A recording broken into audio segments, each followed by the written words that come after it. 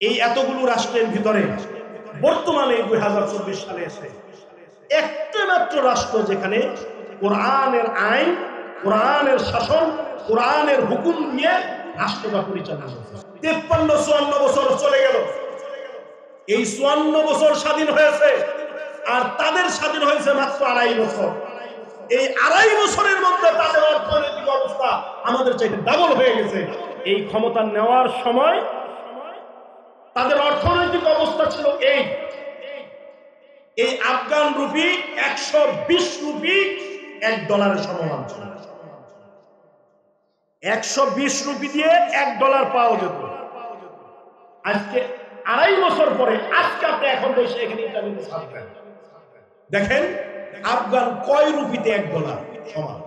আফগানিস্তানে এই পর্যন্ত যেই পরিমাণ খনিজ পদার্থ পাওয়া গেছে সেইটা প্রায় 650 প্রকারের উপরে। সুবহানাল্লাহ। গোটা পৃথিবীর জলজ্যান্ত প্রমাণ দেয়, কোরআন যেখানে আসবে সেখানে আল্লাহ বরকত দেন। জলজ্যান্ত 2024 সালের উদাহরণ। বর্তমান পৃথিবীর এই 257টা রাষ্ট্র, এই এতগুলো রাষ্ট্রের ভিতরে বর্তমানে 2024 সালে এসে একটা মাত্র রাষ্ট্র যেখানে কোরআনের আইন, কোরআনের শাসন, কোরআনের হুকুম দিয়ে রাষ্ট্রটা পরিচালনা করছে। সুবহানাল্লাহ। সে রাষ্ট্রটার নাম কি বলেন তো? আপনারা বলেন তো? আলহামদুলিল্লাহ বলেন। জামায়াতে ইসলামী আফগানিস্তান।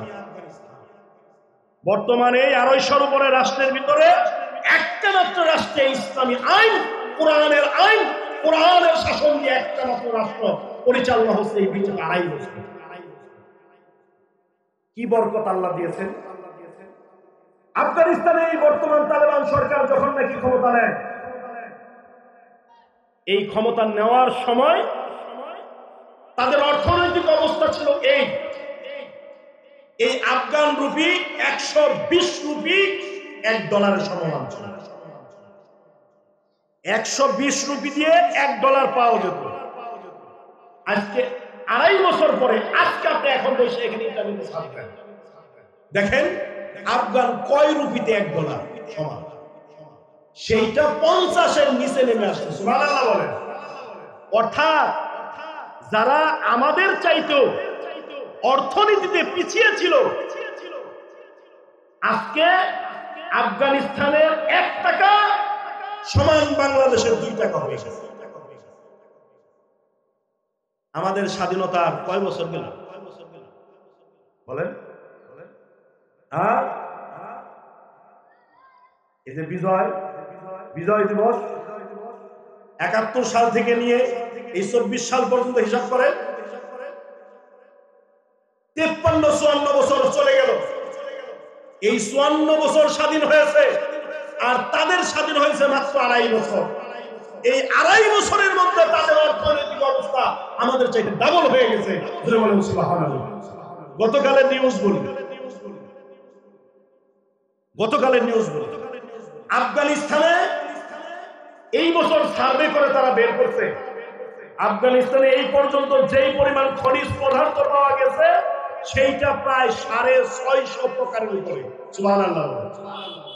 650 প্রকারের উপরে খনিজ পদার্থ তারা আফগানিস্তানে খুঁজে পেয়েছে। আল্লাহ কোরআনের ভিতরে বলেছেন, সূরা আরাফের ভিতরে আল্লাহ রাব্বুল আলামিন 96 নম্বর আয়াতে আল্লাহ বলেছেন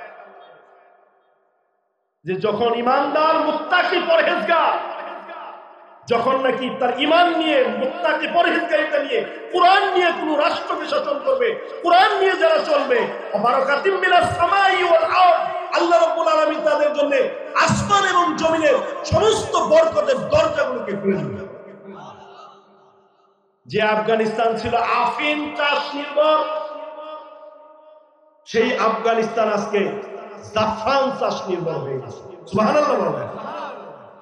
300 কিলোমিটারের মতো প্রায় তারা নদী খনন করে আনতেছে তাদের চাষাবাস করা হয়েছে।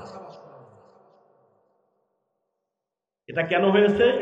আল্লাহর কোরআন যেখানে যাবে আল্লাহ রাব্বুল আলামিন বলেন আসমান জমিনের বরকতের যতগুলো দরজা থাকবে আমি তাদের জন্য উন্মুক্ত করে দেব। জয় বলেন সুবহানাল্লাহ।